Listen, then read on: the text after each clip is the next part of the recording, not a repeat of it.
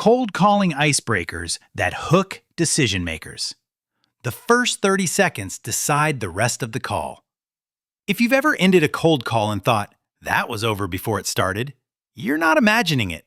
In modern B2B cold calling, the opener isn't a warm-up. It's the moment you either earn attention or get filtered into the same mental bucket as spam and robocalls. Benchmarks consistently show how tight the window is. Average cold call-to-meeting conversion rates sit around 2.5%, while top teams push into the 5 to 8% range by combining better targeting, sharper messaging, and more disciplined execution. That's why our approach at SalesHive is simple. Treat icebreakers like revenue levers, not personality tests. Whether you're building an internal SDR motion or working with a cold calling agency, the goal is the same.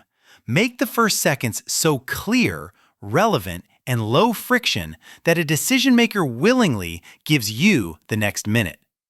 Why icebreakers matter more than ever in B2B cold calling.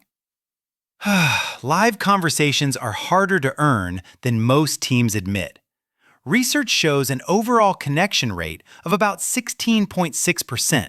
Roughly 80% of calls go to voicemail, and about 87% of people don't answer unknown numbers. So when someone does pick up, it's a scarce and expensive opportunity. The economics compound quickly because small conversion lifts aren't small at scale.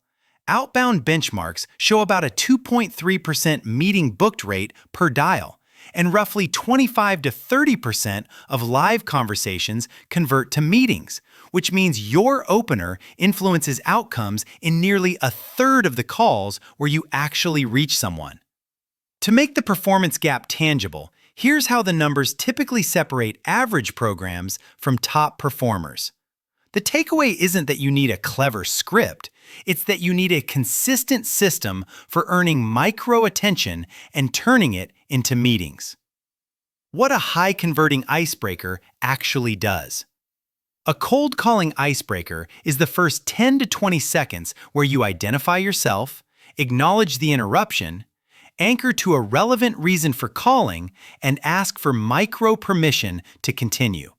It is not small talk, a vague, "How are you?" or a mini pitch that forces the prospect to do mental work before they even know why you're there.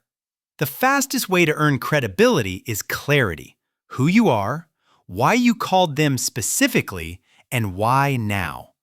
One dataset notes that salespeople who clearly explain why they're calling can see 2.1 times higher success, and it also aligns with the reality that about 57% of C-level buyers prefer phone contact when it's purposeful and relevant.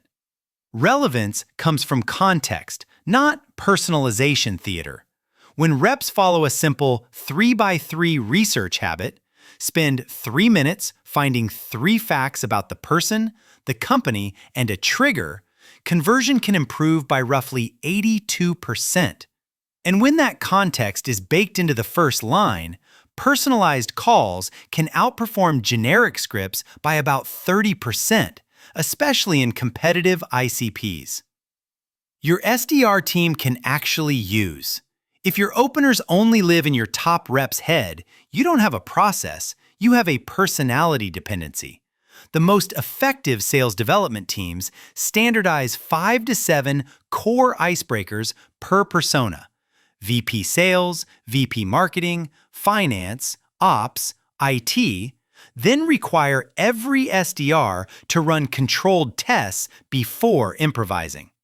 This is just as important for an in-house team as it is when you outsource sales to an outsourced sales team or SDR agency. A practical way to write these is to keep the structure consistent and swap only the relevance hook. For example, a pattern interrupt opener might sound like, "You didn't expect my call.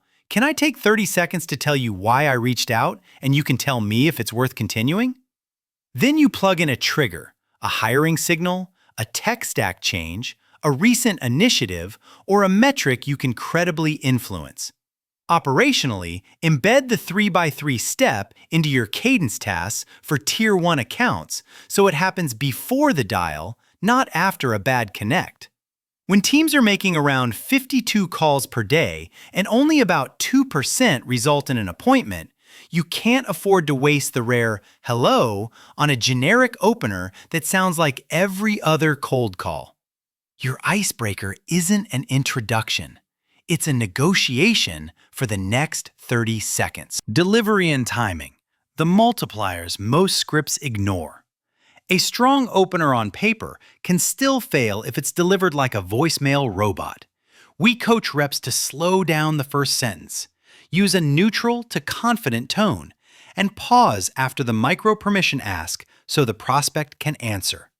That pause matters because it signals you're in a conversation, not reading a monologue.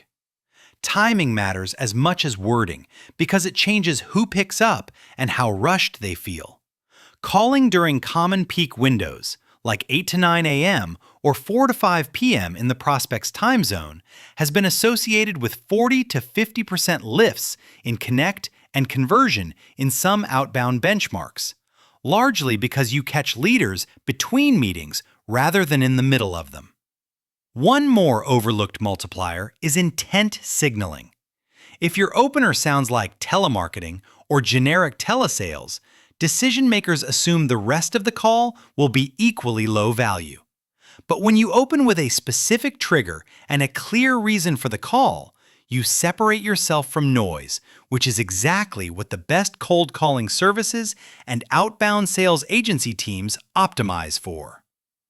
Common icebreaker mistakes and how to fix them fast. The most common mistake is pretending the call isn't cold. "How are you today?" might feel polite, but it forces the prospect into a social script they didn't choose, and it delays the only question they care about. Why are you calling me? Replace it with a respectful acknowledgement of the interruption and a micro-permission ask that gives them control. The second mistake is being vague to avoid rejection. Vague openers trigger skepticism because they sound like a bait and switch, especially with senior stakeholders. Instead, be direct. "I'm calling because we help X role achieve Y outcome," and then connect it to a trigger so it's clearly about their business, not your quota. The third mistake is treating objections as shutdowns rather than normal reactions. If a prospect says, "I'm busy," your job isn't to argue, it's to compress. Ask for 15 seconds, deliver one relevant insight, and ask a binary next step. That's how you turn more of the 25 to 30% of live conversations that can become meetings into actual calendar outcomes. How to test, coach, and scale winning openers. If you want repeatable results, treat openers like a product. Version them, test them, and ship winners. A simple program is to A/B test 2 icebreakers per campaign for 30 days, tagging calls in your dialer so you can compare conversation to meeting rates by script, not by gut feel. This is also where pairing phone with a cold email agency-style follow-up, plus light LinkedIn outreach services, increases familiarity and reduces the "who is this?" friction on the next attempt. Coaching should obsess over the first minute, not the whole call. Have managers review a small sample of recordings weekly and score only the opener and the transition into discovery. Clarity, relevance, control, and pacing. When feedback is behavioral, you didn't pause after asking for 30 seconds. Instead of subjective, sound more confident, reps improve faster. At SalesHive, we've seen how powerful standardization becomes once you have enough volume to learn quickly. Across more than 117,000 meetings booked for 1,500 plus clients, our teams have pressure-tested openers across industries, and our systems make it easy to track performance by persona, list source, and script.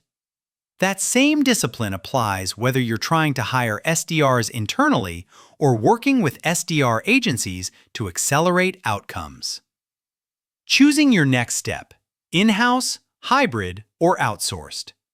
If you have strong enablement, clean data, and the management bandwidth to coach daily, an internal team can work well, especially when you invest in list-building services, call analytics, and rigorous script testing.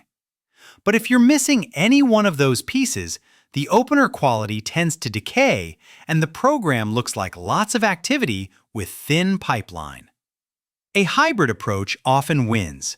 Keep strategy and ICP ownership in-house while partnering for execution-heavy pieces like B2B list-building services, dialing capacity, and rapid A/B testing. This is where a specialized sales development agency can outperform generalist sales agency models, because cold calling is its own craft with its own benchmarks, coaching loops, and tooling requirements. If you're evaluating cold calling companies, anchor the decision on measurable outputs and transparency. Ask how they source and refresh data, how they operationalize research, how they track opener performance, and whether they can support multi-channel sequences beyond phone. Whether you need B2B cold calling services, pay-per-appointment lead generation, or a broader B2B sales outsourcing partner, the winning path is the same. Standardize your icebreakers, test them relentlessly, and coach the first 30 to 60 seconds like it's the highest leverage part of your pipeline engine. Because it is.